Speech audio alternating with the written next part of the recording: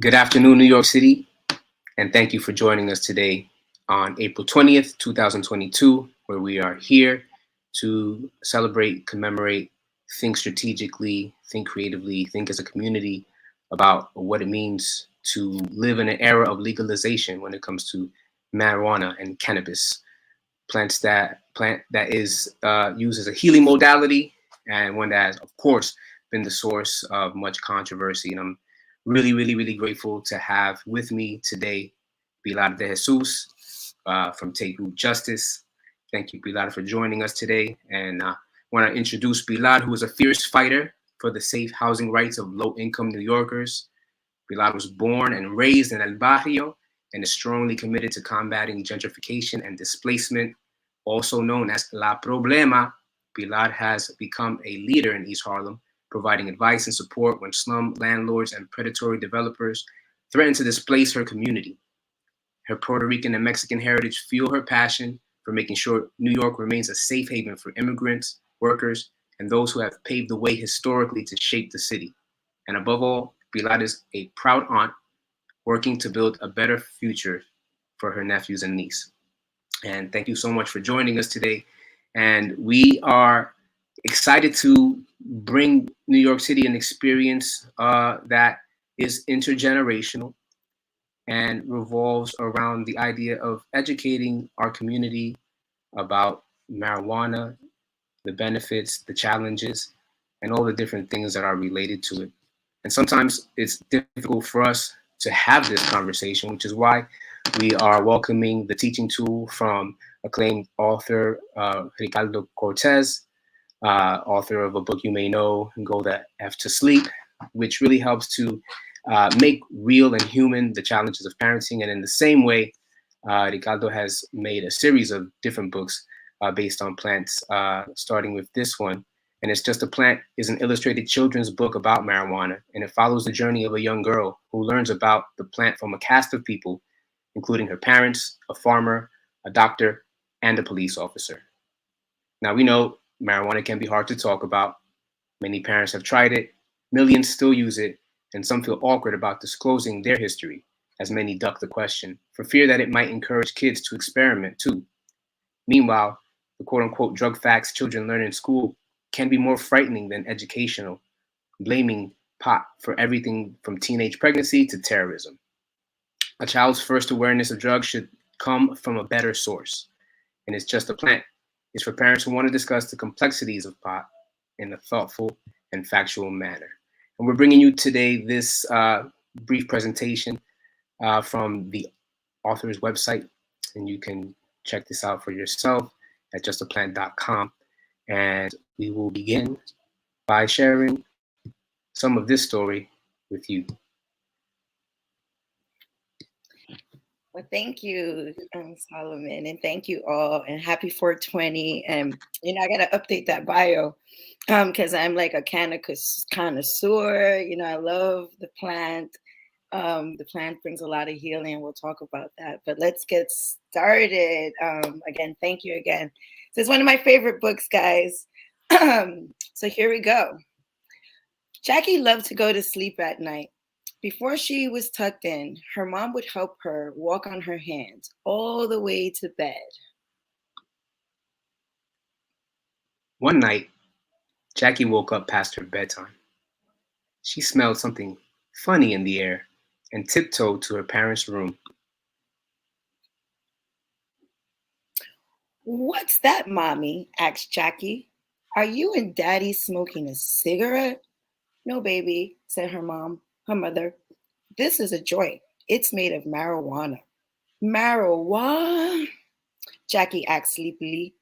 "Marijuana," smiled her dad. "It's a plant." "How about we go on a bike ride tomorrow," said her mom, "and I'll tell you all about it." "Okay," said Jackie.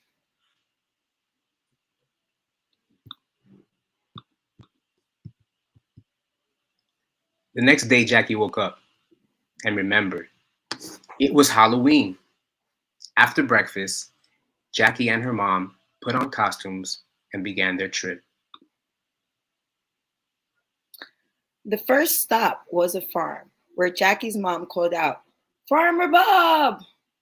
Hi there, said the farmer, coming out from a corn patch. Nice costumes. I came to teach my daughter about marijuana, said Jackie's mom. You have come to the right place, answered Bob. Farmer Bob walked Jackie and her mom through the garden, stopping to point out different plants. There were figs, avocados, even strawberries growing in by a mint patch. Mmm. Finally, he reached a pot with a sweet, skunky smell. This, said Bob, is a marijuana plant. Marijuana, excuse me, marijuana grows around the world, he said. It's been cultivated for thousands of years. The plant can be very tall with long jagged leaves, or it can be short with purple flowers. Flowers? asked Jackie. Yes, said Bob. It grows them to make seeds. I use the seeds to make oil. What do you do with the flowers? Asked Jackie. My friends smoke and eat them, said Bob. Can you believe it? Yep, it makes some people happy, helps some people work. Others say it's dreamy. Why do you use it, Farmer Bob? I don't, he said. It just puts me to sleep. Wow, said Jackie. I'm going to plant some marijuana at home. We'll talk about that later, said her mom. Now we're going to go see my doctor, Dr. Eden. Dr. Eden had a very colorful office. The receptionist said Jackie and her mother could come right in. Marijuana is used for many reasons, said Dr. Eden. Like many plants, it can be medicinal. It may heal pain, help people relax, and it helps some people eat. Can I try it, Jackie? Can I try it? Asked Jackie. No, said the doctor. It can be a strong medicine, not for children, and I don't recommend it for all adults. Jackie and her mother headed home. Marijuana is for grown-ups who use it responsibly, said Jackie's mom. Some things are not for kids, like driving a car or drinking my morning coffee. Suddenly, Jackie stopped to sniff the air. I know that smell, she said. You're smoking marijuana, Jackie yelled out. Taken by surprise, four men started laughing when they saw Jackie and her mother. Excuse me, miss, said one man. I call it Lala. I call it ganja, said another. Chiba, said the third. Oh, said the fourth. I call it cannabis, reefer, Mary Jane, weed. Before he could finish, two police officers came up and told the men to turn around. Jackie looked at an officer and asked him, Mister, why are you arresting these people? Young lady, answered the policeman, they're smoking what I call grass. And on this block, that is against the law. Grass is against the law? Adds Jackie. The police officer paused. Can I tell you a story?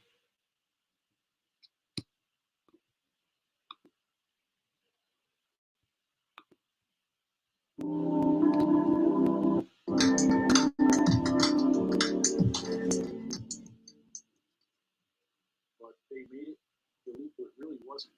There was no real uproar against marijuana at the time. The Federal Bureau of Narcotics put out a lot of propaganda to try to support this. They basically just tell you lies. The Commissioner Henson got up before Congress and said that marijuana makes you insane, turns you into a killer, and then kills you. And someone from the medical profession testified next and said that this is all completely untrue, that it doesn't drive you insane, that it doesn't make you a murderer or a rapist. doesn't kill you. And that very day is when Harry Enslinger, the commissioner, made up a gateway theory of drugs on the spot. And so he said, well, maybe I was telling you a lie. Maybe none of that is true. But if you smoke marijuana, you'll eventually become a heroin addict, and then you'll be a killer and a rapist and so on and so forth, which of course is also not true, but it was enough of a smokescreen for Congress to pass that marijuana tax act. The medical profession got up in front of Congress, the veterinary association got up in front of Congress, and all testified against that legislation, as well as others, the pharmaceutical, the pharmacist lobby, all of that. But with Anslinger's gateway theory and rape and murder and insanity carried the day, and the laws, of course, have only gotten tougher. There's spending more and more money. Marijuana is classified as a class 1 drug, which means it's supposed to be the same as heroin and cocaine, which is ridiculous. And it's only been in the last 10 years or so when clearer minds have spoken up against these very disastrous prohibitions that are completely unnecessary. It's an old quote.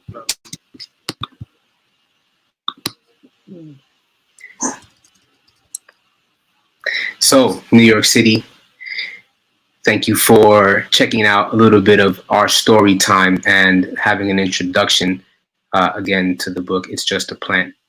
And I'll put the website link in the chat so that individuals who are not familiar with the book can have a bit of an understanding.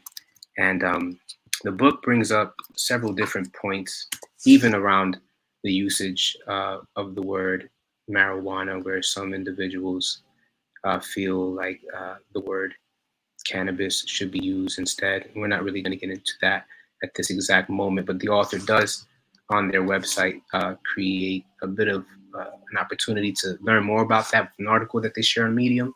So I encourage individuals who have questions along those lines to focus on that. But our goal here today is to really make the conversation about marijuana or cannabis, however you refer to it, make the conversation accessible to all generations and to really explore the realities of why we fear embracing this conversation in general. And I think now is more than an opportune time. And this is why we have brought about some experts in the field who understand the intersections of how the prohibition of marijuana, the history of the war on drugs have impacted our ability to benefit the most that we can from this plant that is on our planet. And so I just wanted to start off by asking you, Bilal, how do you think this book is helpful in addressing the stigma and the complicated history of marijuana legalization in our country?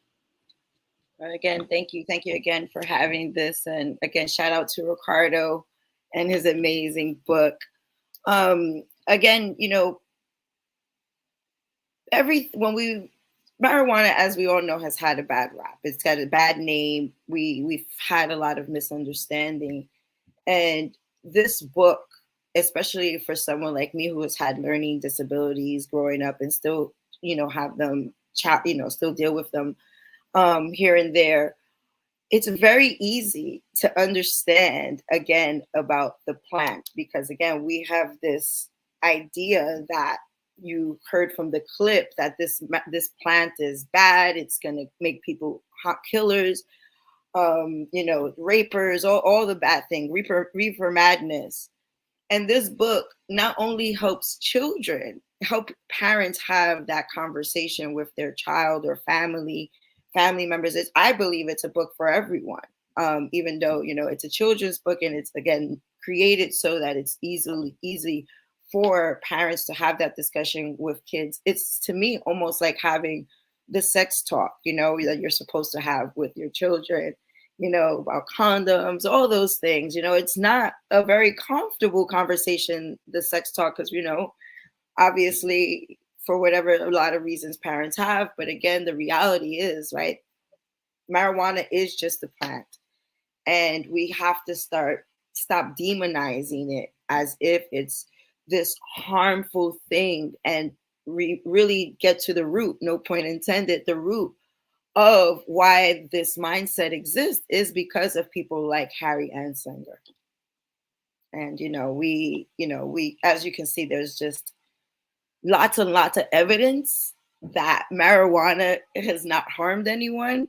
And again, one can quote, don't quote me on this, but I believe there have been more harm by police officers than marijuana on humans. So police was more harm to us than marijuana has. And again, and we'll talk about what healing looks like, but again, marijuana is just a plant, and it's a beautiful plant, and it's medicine. It's plant-based medicine. Thank you for sharing that. And I first encountered this teaching tool at an event put together by yourself and your community members. And the experience was one that was impactful for me because it made me realize how deeply ingrained the stigma around drug use is, that we even fear to speak about something that is now legally viable, where people are pursuing public businesses, and we're speaking about how to spend the revenue that's going to be generated on things that can help our society. And so it causes a lot of dissonance at times for community members to have for so many years felt like even inquiring about knowledge around drugs in general, or what we call substances, it has been because of criminalization, and because of the war on drugs, and because of the ways in which communities were really destroyed. But oftentimes we don't understand the policies that shaped individuals. And so It was a tool to be used against us. Again, if you see the numbers of people and the people who have been arrested because of marijuana, they're Black and Latino, and the numbers are higher. And we all know we all smoke about the same, or if not, certain groups smoke more, but we're the ones that are targeted. In my opinion, based on numbers and experience, that was purposely done to find a way to criminalize us and make money off of it, and then take away our medicine, because we need that medicine to heal. We for a lot of different reasons that we have that we're going through in our lives. And that's why too, when we brought this book out to the community, and we had the block party, and we had plants there. We showed kids the plants. We had the discussion with the parents. We had people who can even answer the questions for any concerns for parents that they may have, when it comes to marijuana usage, smoking it, eating it. And I personally believe it's an important conversation to have as a family, including the kids. I have conversations with my nephews all the time about this, and I've been having conversations with them since they were like 10. Yeah, and that's super necessary. Some people have like critiques about like this book in particular, and some people might feel like exposing young people to knowledge will cause like a deeper interest in wanting to experiment. But what I liked about the book is that it made a very clear distinction about, who and what cannabis, marijuana was for, and how it could be utilized, and its relationship as a plant that is to be consumed, but also about the ways that it can benefit as a healing tool. And we know that medical marijuana has been utilized in the state for years, up before recreational legalization has taken place, and to treat such things like post-traumatic stress, anxiety. We used it early on in the HIV/AIDS epidemic as associated with appetite, along with cancer. And so it's been interesting to see the evolution of the ways in which it has gained acceptance. And it's interesting now how we will be transitioning to the future. And so can you talk a little bit about the complexities about the business aspects, and what kind of benefits for young people there are in a non-consumption way associated with the legalization of marijuana? Yeah, no, and and it kind of goes back to like the criminalization part, because so many of our fathers, uncles, grandparents have been the ones that have been affected by this, and including us, so some of us, depending on how old you are. And that created a lot of barriers for folks. So you couldn't get an employment to certain job, you couldn't get certain jobs, you couldn't get a higher education. There are certain states that will not even allow you to call a game of bingo if you have a misdemeanor. They have certain states you can't even get a job as a dog walker because you have a misdemeanor. And so things like marijuana arrest created a lot of barriers and created, in my opinion, broken homes and caused families to not even think about generational wealth, think about healing. They're going through trauma day to day. If they were in jail, that was another trauma. And so now with this new industry, which is, the way the legislation here in New York, the way we wrote it, because I was one of the advocates, really working side by side with the legislators to make sure that they understood that we could not look like a lot of those other states that have legalized, and still the people who have been affected have not been prioritized. And it was really important for us here in New York, especially when we smoke the most weed in the world. And maybe, I don't know if that number's changed, the numbers change, but a few years ago, it was quoted that we smoked 79 metric tons of weed and that we were at number one. And so that means to me, we're not recreationally smoking. We're all smoking to heal from the trauma, especially people of color, what they endure, evictions, gentrification, being harassed by police officer because you smelled like this amazing plant. Like, this plant smells amazing. But I get it. It's not, the stigma behind it is crazy. Some people rather smell a glass of bourbon than smell this, and again, there's a lot of education that needs to happen. And now with the business, and the way we wrote the legislation here, it was to prioritize the people who have been the most harmed. I like to say reparations, but the term social equity, meaning giving back to the people who look like me, to be able to have access to get in the business, to be prioritized. So, people can get licenses, and those are folks who want to touch the plant. But there are also ways that, because again, we keep talking about the youth. Oh, now that it's legal, all the youth, they're going to smoke weed all the time now. Like, I don't know the stigma behind the youth now.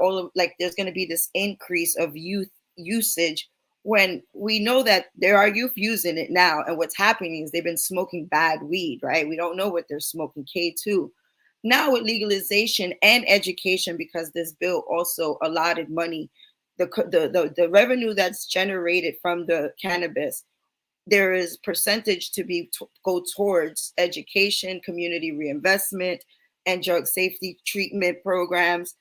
So the education, having books, having readings like this is going to be important. Talking to the kids, but then also talking to them, because again, I want to create generational wealth for my niece and my nephews that I do all this for. I have no children. They're my passion. The children that you see right now, unfortunately, on the street, you ask them why there's nothing for them to do, and that might be part of the reason why crime is high.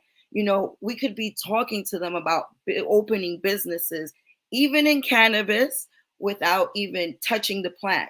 Ancillary businesses. Many of the youth, including one of my nephews, he's a big data, he's a tech guy, a tech nerd, and I'm okay with calling him a nerd because I'm a nerd too. And he's already talking to me about wanting to be my be my data guy for the consumption lounge that I inspired to have, which would be a safe place for people to consume, especially people in my community. And we'll talk about this because people in public housing don't have those opportunities to publicly consume, to grow, because they're subsidized housing and federally subsidized. But again, like with the youth, we keep talking about, like these scare tactics, fear tactics, but then forgetting that there's opportunity for them to join the family business without even touching the plant. And that's what a few of us, especially people in the Bronx, that I know, we're trying to create like an incubator program to really focus on the youth, because, I'm 41 years old, so I'm not old, but I'm up there, right? And I'm set in my own ways, and a lot of us are. And I feel we forget about the youth and how valuable their brains are still growing and sponge. They could learn so much if we just provide them those tools. And I'm sorry, I'm going. No, thank you so much for sharing it and connecting those dots. And like you said, there's opportunities for young people to benefit from the legalization of cannabis by creating generational wealth. Like you mentioned, diverse opportunities for employment with ancillary businesses that can. Employment and ownership. I'm very big on ownership. Like I'm okay. Let's be workers, but I'm for owners. Yeah, no. And on that, in that vein, can you talk a little bit about what are some of the barriers that low-income communities of color are currently facing regarding access to ownership in the cannabis industry? Well, we're still in the regulatory process. So the Office of Cannabis Management, which is the regulatory board, who we build the framework with the law, the MRTA, the marijuana regulation taxation, and now comes the regulatory part. And you're going to see more commercials on this. The state is putting out commercials, but now they're moving forward with, okay, if you're going to get a license, here's the rules. Here's what you have to follow. Like we already know, you can't be close to a school or a church, very similar to bars and liquor stores. You can't have, depending on what type of license you get, you can't have multiple licenses. Like you can't have integration. Like you can't have like a dispensary and a consumption lounge and processing, I believe. So there's a lot of barrier. That's not really so much of a barrier, where the barrier is capital. Access to capital, access to resource, access to people who are going to help with your accounting, helping you keep up with compliance. Because again, we don't know how they're going to regulate it, but I've been really advocating to the regulators. Remember, it's just the plant. And I encourage them to also read the book. Like it's just a plant. And let's try not to get too crazy with regulations, because we don't do that with tomatoes. We don't do that with coffee. And you could go in the coffee shops are always crowded, and we all know the addictive but things that it can be addictive, coffee. And so anyway, there are capital access, and then what's happening on our state level, what I'm noticing as an advocate and as a person who also wants to open a business eventually, is that you might have noticed there's a lot of homeless people right currently. A lot of those people who have become homeless are the social equity applicants. There are about 225,000 eviction cases in housing court. We have seen that there's not enough attorneys for right to counsel. And as a person who works in the housing unit, it is a real crazy situation for what's happening, which is why we had encouraged the governor to cancel the rent from the beginning of the pandemic, because this wave of homelessness and evictions that's happening, the way it's happening, in my opinion, is just really not good for our city. And if we think we have a mental health crisis now, I worry to what's to come, because if you have not been homeless before and having to keep your life together while you're homeless, or even having to go to one of the shelters, that's not a way of living. And that also depletes the mental health. In my experience, as a person who was illegally evicted from my home while I was advocating for someone in housing court, which is ironic. But what I see as a problem is that, again, the capital, the access, like if you want to access to a commercial space, these landlords now are like upping the prices because they know cannabis, you're going to open a cannabis business. Then they're looking at dollar signs, so they're going to quote you more than what you probably should be paying for the property. We also see a lot of the big corporations, the multi-state operators, are coming in trying to monopolize the industry. So it's going to push the small businesses out. So it's going to push social equity out.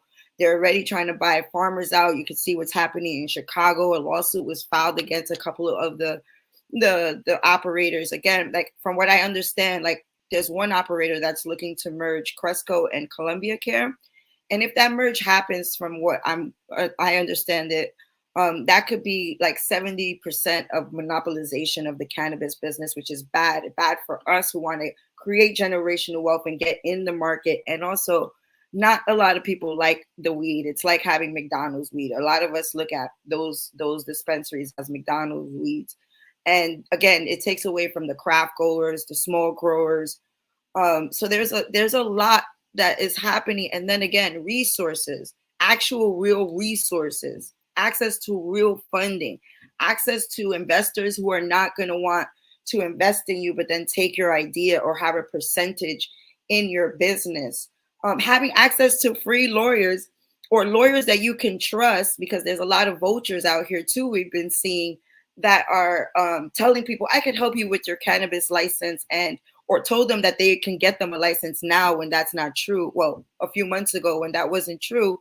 And you know, just taking people for their money. So we don't have enough. There's vultures out there trying to extort money from our communities, acting like they could help folks, and then there's no resources to help. They're not yet, at least. There's, you know, there's talks to have it, like with the revenue, but nothing is set in place.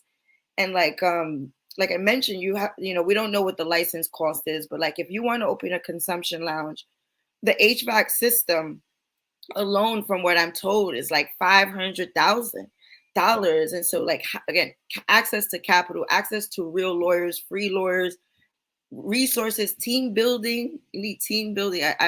People really don't understand the challenges that can come of operating a business with a team. And so I really, you know, wish I want to see more of like organizations that can provide team building, conflict resolution support, because that's something also as you start your business, at least in my experience, because I had started a business and unfortunately didn't work out, and I learned a lot and with this team, and it's something I also encourage. So yeah, sorry. Thank you so much. Go on and on, guys. No, I apologize. you know, and there is much to go on and on about, because as you mentioned, the complexities are real.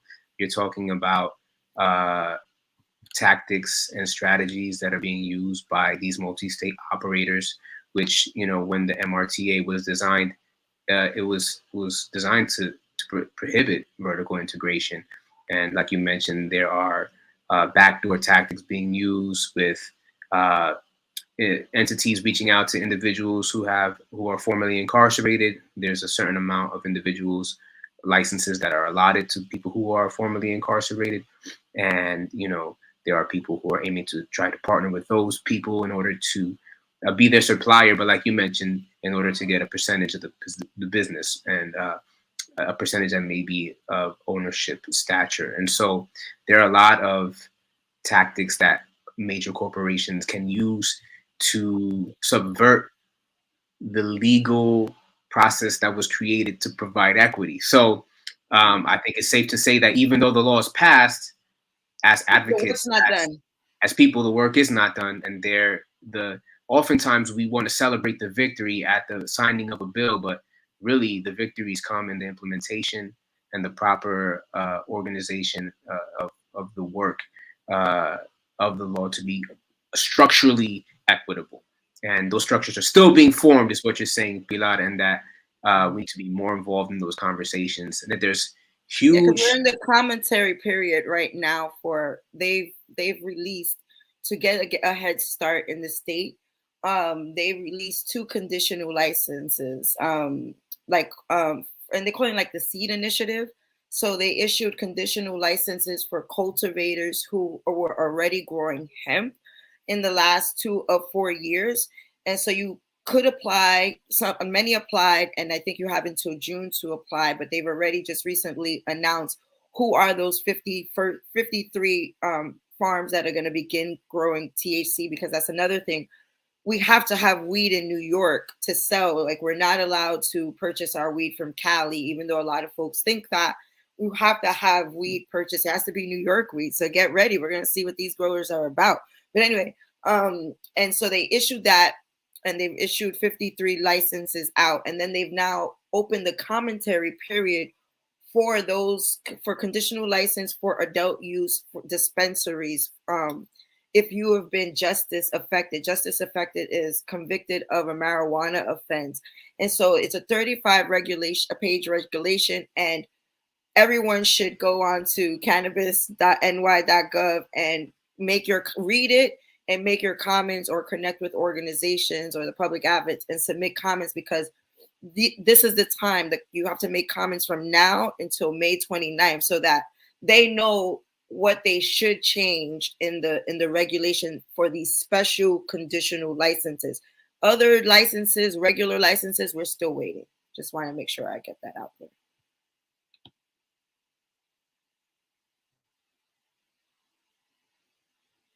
Oh, you're on mute.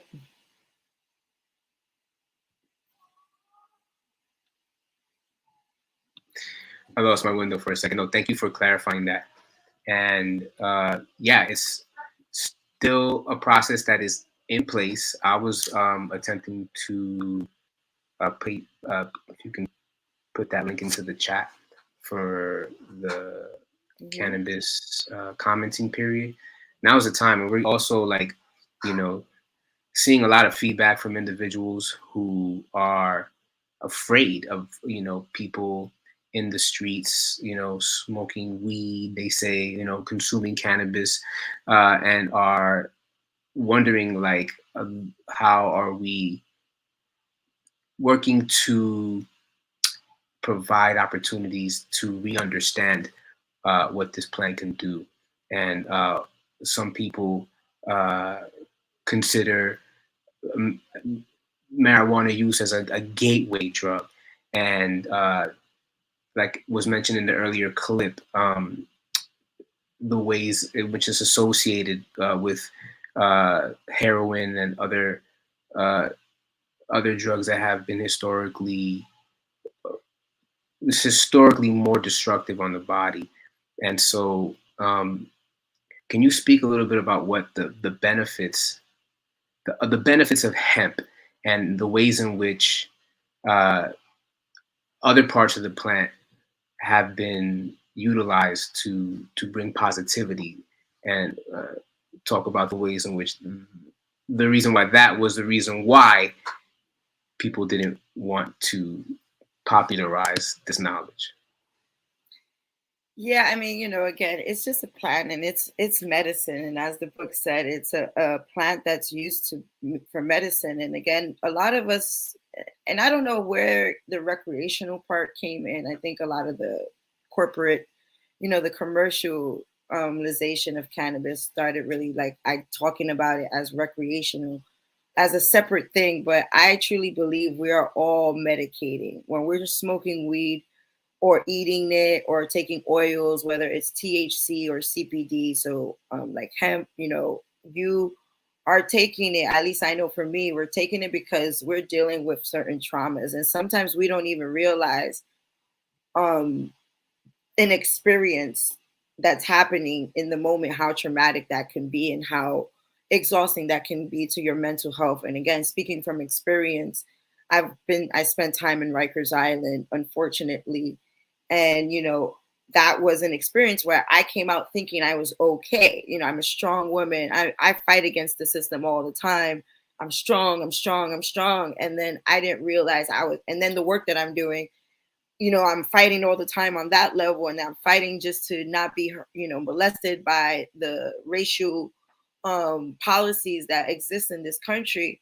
I thought I was fine, and I burnt out, and I didn't realize how not fine I was. And then also started becoming more aware of, like, even I was medicating myself with my flower, you know, whether it was smoking it or edibles. And, you know, it's really truly medicine.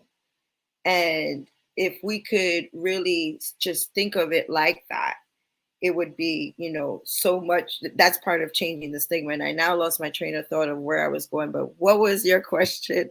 There was a question that I do want to answer. What I was getting at was like the ways in which the plant it has many different properties. Oh yeah, the other benefits. So like, yeah. So then that's something else, like we're talking about with the kid, the youth. Let me not just keep calling them the kids, the youth. You know, because hemp, people don't know this. You can build a building, like use hempcrete. Like you can build actual buildings. And from what I've been told, and I understand, I'm not a scientist or anything like that, but it's stronger than the regular concrete. It's more sustainable for the earth. You could make clothes out of hemp. Again, we cannot have the planet without plants. And hemp, cannabis, all of it, all the other plants, there's other plants too.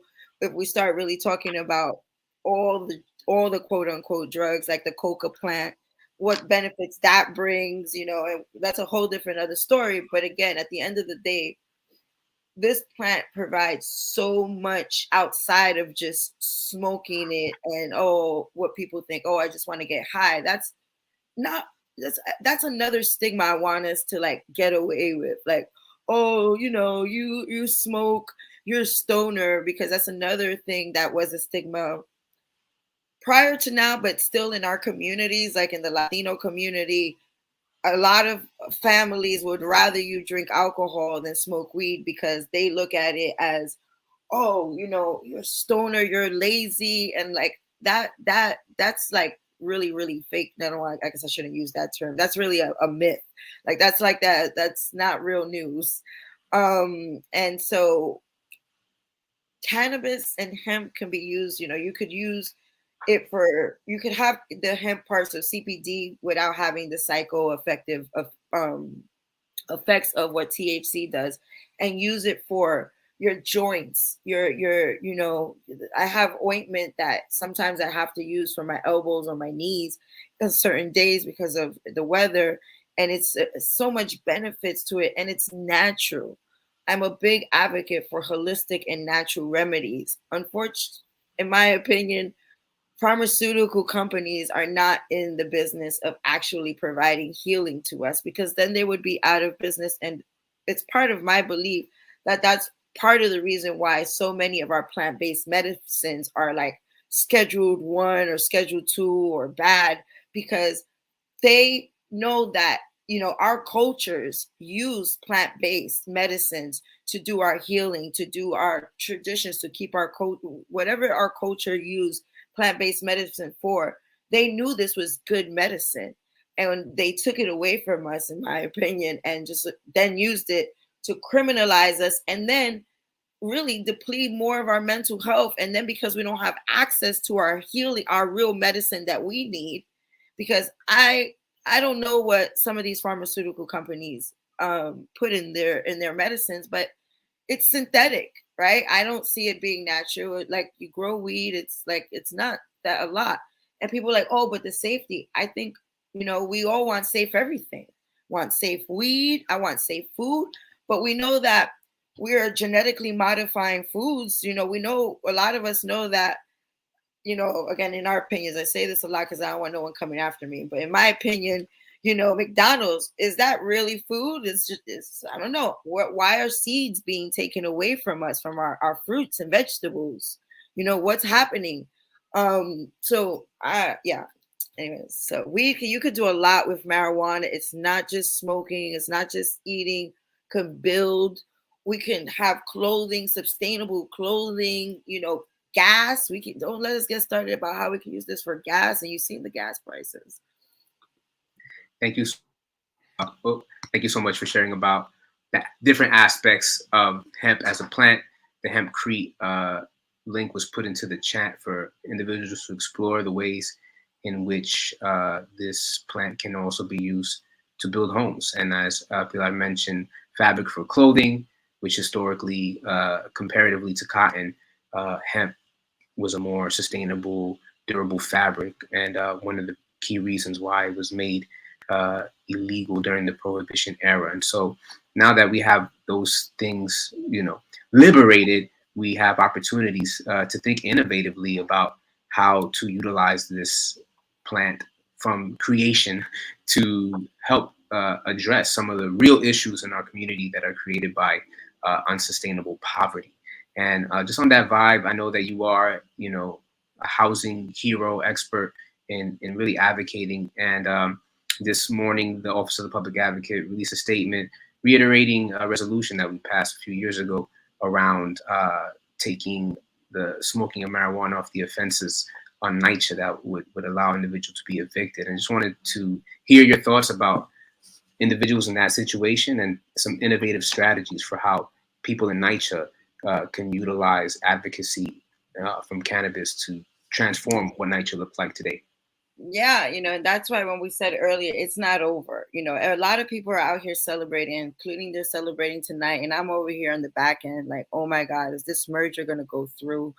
with the 2 episodes. Like I'm here, like I don't even know if I can celebrate. But anyway, why I say that is to say is that it's going to be really important to really advocate and fight even harder now for certain things, like even this resolution that is a first step, right? Because for folks who don't know, you can publicly consume marijuana where tobacco is allowed. And, there's many reasons why we did that also is because if you go to other states, it's like you will get recriminalized for smoking outdoors. And that is not what we wanted.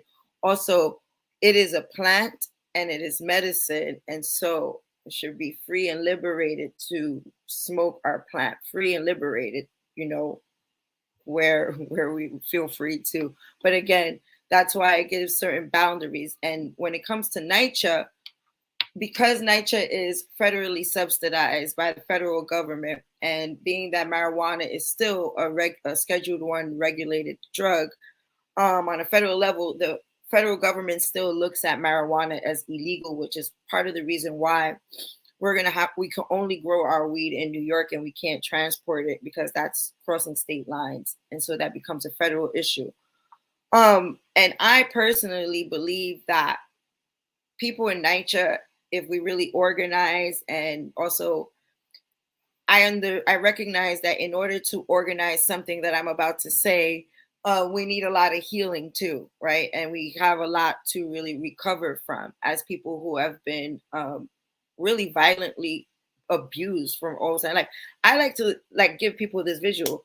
Imagine being punched all day like this, every day, every single second. That takes toll on someone after a while.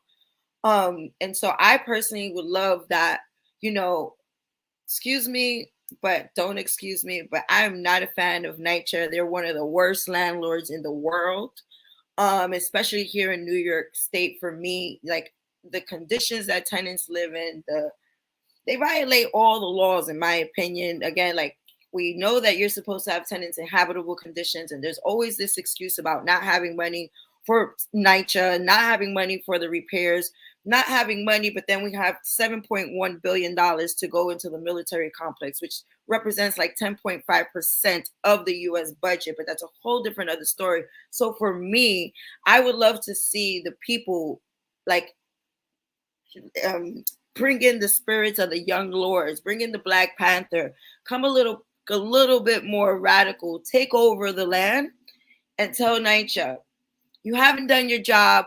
We're going to take over. And again, there's ways to talk about it, whether through worker co-ops.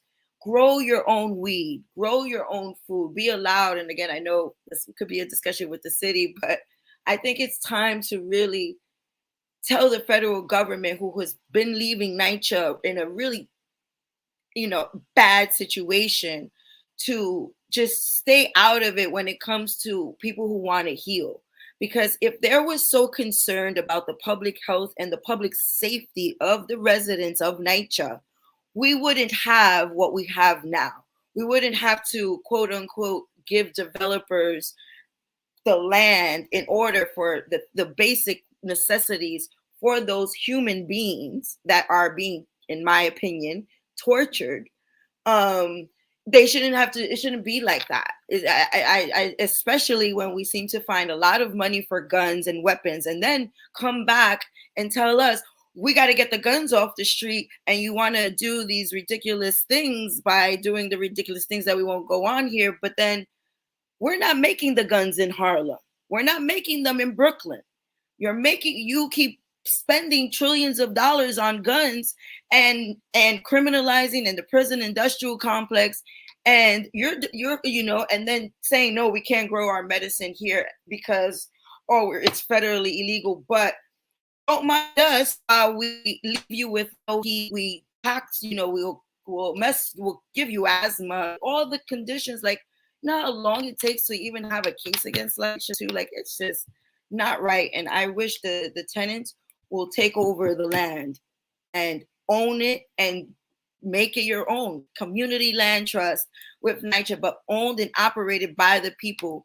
And NYCHA, or all these developers and all these big cannabis corporations that are monopolizing, pay your taxes. And it ain't, oh, we're gonna give you a little this and a little that, like what the targets do when they come in our community. These little agreements that don't do nothing. No, no, no, no, no, no. This is a new industry. This is reparations, and I'm gonna stop there again. Thank you so much for your innovative strategies around NYCHA and the way that people who are living in public housing in New York City are still subject to rules that don't apply on the state level. And that conflict is really limiting access. Even the mayor suggested growing on the rooftops of NYCHA. And so which is great, but how are they going to get up if the elevator is not working? And that is a story for another day for sure. And so, yeah, there are some great opportunities I see on the horizon. There are a lot of complicated issues that still need to be worked out in order for that horizon to be bright and sunny. But I think it's clear that we can agree that legalization is something that is going to be a benefit for our communities. The reason one being that it reduces harm. The criminalization of marijuana use disproportionately harms young people and people of color, sponsors massive levels of violence and corruption, and fails to curb youth access. Legalization also creates jobs. Legalizing and regulating marijuana will bring one of the nation's largest cash crops under the rule of law. This will create jobs and economic opportunities, as mentioned here, in the formal economy instead of in the illicit market that cannot be regulated. It also saves us money. Scarce law enforcement resources will be better used to ensure public safety while reducing corrections and court costs. State and local governments would acquire significant new sources of tax revenue from regulating marijuana sales. And finally, it promotes consumer safety in the ways in which people overdose on heroin that's contaminated with fentanyl. Marijuana product testing is becoming a standard requirement for legalized marijuana markets. And this means that consumers are better informed about what they are consuming, and they're safer and not at risk of potentially losing their lives. And these are all reasons why we're having this conversation. There's also home grow, and there's also home grow where you can grow your own. And again, you just know what you're growing yourself. And again, it's not, you can't go growing, hundreds of thousands of plants, guys. And again, certain people cannot grow, so you can't grow in public housing. You can't grow in subsidized certain buildings that are subsidized. But we need to think about like community gardens being able to do like share programs, weed share programs. Again, it's medicine. So how do we provide access? Because again, we do know with this, and it's really not legal, it's regulated, right? But with this regulated weed now is going to come taxes, right? And then again, if this merger with these MSOs happen, if they take over, it's what we see in Chicago or other states. It's like $80 for 3.5 grams, and the weed quality is not great, and it's like being forced to have fast food, like only have fast food as an option. And the MSOs are wiping out all the grocery stores and all your restaurants and like saying we can only have McDonald's. And so home grow is going to be really important if, we're not as successful, or why we're going to need to advocate and put pressure on these people. But yeah. The work continues. And what is clear is that we need to, as community members, take responsibility for our knowledge, lead the way in inquiring about that knowledge, and not being afraid to take up space where we need to. And on that note, we're going to end our little moment together today with a clip from a documentary about the young lords who were mentioned. I asked if we could share this because, guys, it's really powerful. So I hope you enjoy it. It's encouraging. Hope you organize. So here we go.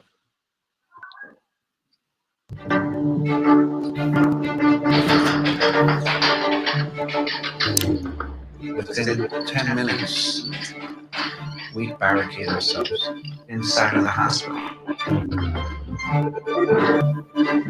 People will already assign what floors to go, what exits to cover.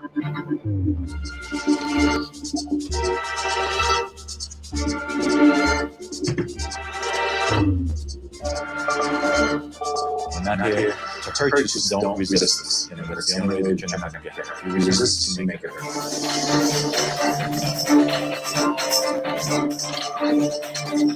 We had people with baseball bats and with nunchucks because we had to impress upon the New York City Police Department that if you came in, there was going to be blood.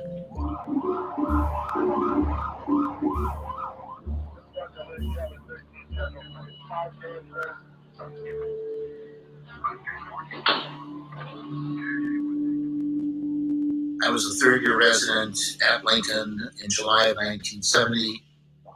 I was on call, maybe went to sleep at 2 or 3 in the morning, and I heard this commotion outside. Wasn't sure what it was. My job was to go into the administrator's office and ask the administrators to leave.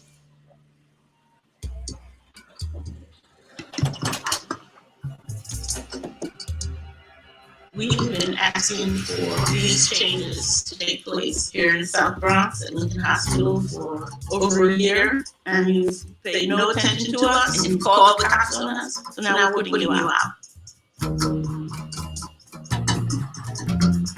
Take it over our hospital. We're gonna run it. You're out. I will walk you to your car.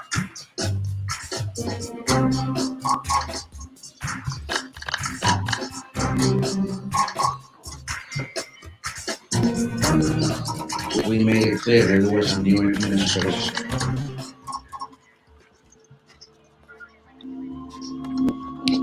And to accentuate who we were, we put a Puerto Rican flag, a giant Puerto Rican flag outside the house.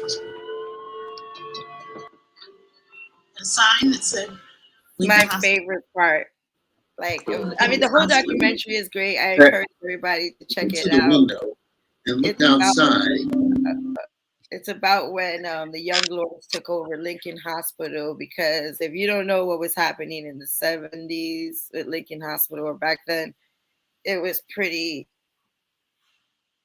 murderish. Disaster. You want the word to even say it was like, and so they were like, "Nah, this is what I feel like with this cannabis industry. This is our industry, and it's a new industry, and we cannot allow them to take something else from us." So I really encourage people to get involved, make your comments, reach out to the public advocate's office, people like me. If you have questions because of how you can get involved, because again, just like that takeover, it's very possible we may have to take over our own, may have to take back our own industry, because there's people with a lot of money and power trying to say that they can do it better than us after they criminalized us for so many years on this. So anyway. Indeed. So thank you so much, Ilada, for joining us today. Thank you for the knowledge you provided, the multimedia experiences that you share with us, and the message that we need to be proactive in making sure that the regulatory bodies that make decisions about what goes into our bodies are really thinking about social equity and are really prioritizing the people who have disproportionately, historically been harmed by marijuana prohibition. So we're so grateful to have you as an activist, to have you as an advocate, to have you as a person with lived experience who's willing to share and be vulnerable and courageous. And we thank you for joining us. And we thank you, New York City, for having these conversations with us. One of many more conversations we will have. We encourage you to share and converse with other people about the book, It's Just a Plant, and many others. Check it out. And hey, think about what it means to get involved in the conversation rather than standing on the sidelines. So thank you. Have a wonderful night and enjoy the rest of this happy holiday. Thank you. Bye.